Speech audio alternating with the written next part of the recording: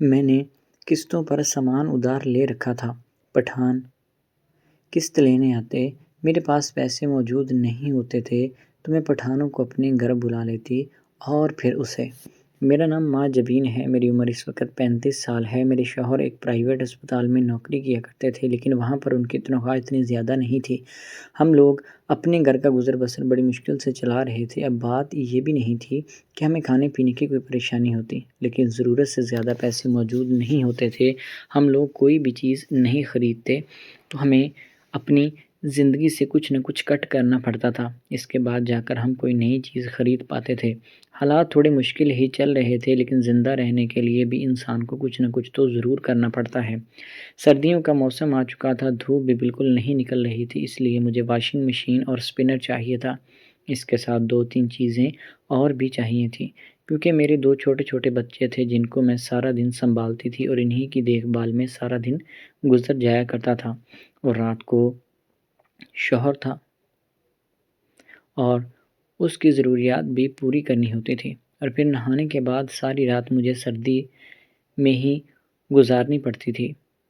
اب ان سب چیزوں سے نمٹنے کے لیے میں نے شوہر سے بات کی تھی کہ مجھے کچھ چیزیں لے دو تاکہ میری زندگی میں کچھ تو سکون ہو۔ دن میں بچے سونے نہیں دیتے اور رات میں آپ، اس لیے شوہر نے کہہ دیا تھا کہ میری آمدنی اس سے زیادہ نہیں ہے، میں یہ چیزیں ایک ساتھ تو افورڈ نہیں کر سکتا۔ ہاں، لیکن اگر کہیں سے یہ سامان ایک ساتھ ملتا ہے تو تم لے لو، پھر ہم آہستہ آہستہ کر کے ہم پیسے پورے کر دیں گے۔ کچھ دن سوچنے کے بعد میری سہیلی جمیلہ نے مجھے مشورہ دیا کہ ہمارے گاؤں میں پٹھان سامان لے کر آیا کرتے ہیں جو کہ ادھار سامان دے دیتے ہیں اور قسطوں میں واپس پیسے لیتے ہیں۔ میں نے جب یہ بات سنی تو میرے منہ سے تو رال ٹپکنے لگی تھی، کیونکہ میں نے یہی سوچا ہوا تھا کہ اس سے اچھا اور بہترین موقع مجھے کہیں نہیں ملے گا۔ اس لیے مجھے بتایا کہ وہ سال کا ادھار کرتے ہیں اور سامان بھی اچھا ہوتا ہے، تھوڑا مہنگا ضرور ہوتا ہے لیکن ادھار دے دیتے ہیں۔ میں نے جب یہ بات سنی تو میرے تو منہ سے رال ٹپک پڑی تھی۔ میں نے اسے کہا کہ مجھے فوراً لے کر چلو، کہنے لگی کہ ابھی نہیں، اگلے ہفتے وہ لوگ آئیں گے۔ خیر، ایک ہفتہ میں نے بڑی بے تابی اور بے چینی سے انتظار کیا تھا۔ اگلے ہفتے ہم لوگ چلے گئے۔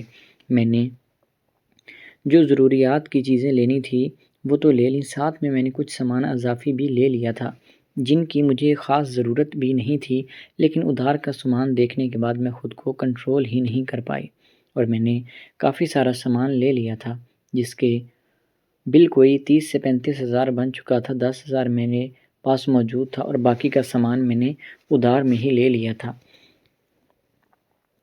میں وہ نیا سامان لے کر گھر آ گئی تھی۔ میرے شوہر نے مجھے کہا کہ یہ تم سامان زیادہ لے کر آئی ہو، اسے واپس کر دو، لیکن میں نے اسے کہا کہ کوئی مسئلہ نہیں ہے، ہمیں لوگ 1 سال میں ہی پیسے دیں گے، تو اس لیے تمہیں پریشان ہونے کی ضرورت نہیں ہے، تب تک میں کوئی کمیٹی ڈال لیتی ہوں اور پیسے جمع ہو جائیں گے۔ میرے شوہر نے خاموشی اختیار کر لی اور اپنے کام میں مصروف ہو گیا تھا۔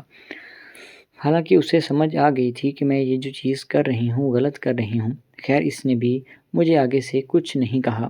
میں نے سامان استعمال کرنا شروع کر دیا تھا اور اپنی زندگی میں سکون کا سامان پیدا کر لیا تھا۔ اب میں جلدی جلدی سارا کام نپٹا دیتی اور رات میں بھی شوہر کو خوش کرنے کے بعد ہیٹر وغیرہ چلا لیتی۔ اب نیند بھی سکون کی آتی تھی۔ سال کیسے گزرا مجھے پتہ ہی نہیں چلا۔ کمیٹی کے پیسے سال میں نے اکٹھے کر لیے تھے، لیکن پیسے واپس کرنے تھے تو کچھ فیملی میں ایمرجنسی ہو گئی جس میں سارے پیسے خرچ ہو چکے تھے۔ اب مجھے سمجھ میں نہیں آ رہا تھا کہ آخر اب کیا کرنا ہے، اور جمیلہ نے مجھے بتایا کہ پٹھان سال سے پہلے کسی کو تنگ نہیں کرتے، لیکن سال کے بعد تو وہ ذلیل کر دیتے ہیں۔ حالانکہ یہ بات اس نے مجھے پہلے نہیں بتائی تھی۔ اب جیسے جیسے وقت قریب آ رہا تھا میری پریشانی میں مزید اضافہ ہوتا جا رہا تھا، کیونکہ میں اتنے پیسوں کا بندوبست ایک وقت میں نہیں کر سکتی تھی۔ میں نے آس پاس کے لوگوں سے بھی پوچھا تھا تاکہ مجھے کچھ وقت کے لیے پیسے ادھار مل جائیں، لیکن سب نے ہاتھ کھڑے کر دیے اور دینے سے انکار کر دیا۔ ہم لوگ جس علاقے میں رہتے تھے وہاں پر تمام لوگ ہمارے جیسے ہی ہوتے تھے، کسی کے پاس اتنے زیادہ پیسے موجود نہیں تھے، اس لیے مجھے کہیں سے بھی خیر نہ پڑی۔ اب پٹھان ہمارے گھر آ چکے تھے اور آ کر کہنے لگے کہ ہمیں ہمارے پیسے دو۔ میں نے ان سے کہہ دیا تھا کہ مجھے کچھ دنوں کا وقت دے دو۔ پہلی بار تو وہ لوگ آرام سے چلے گئے اور مجھے 1 ہفتے کا ٹائم بھی مل گیا تھا۔ میں وقت لینے کے بعد خوش ہو گئی تھی اور سوچا کہ یہ تو بڑے اچھے لوگ ہیں، میری ایک ہی بار کہنے کے بعد وقت دے دیا ہے۔ میں ان کو ہلکے میں لے لیا تھا اور سوچا کہ ایسے ہی تھوڑا وقت گزار لوں گی اور پھر تب کی تب دیکھی جائے گی۔ لیکن اگلی بار وہ لوگ جب آئے، آ کر بڑے غصے میں دروازہ کھٹکھٹایا اور کہنے لگے کہ پیسے دو ورنہ ہم لوگ نہیں جائیں گے۔ میرے پاس دینے کے لیے کچھ نہ تھا سوائے ایک چیز کے۔ جب شور تھوڑا زیادہ ہونے لگا تو محلے کے باقی لوگ بھی جمع ہو چکے تھے اور میری سہیلی جمیلہ بھی آ گئی تھی۔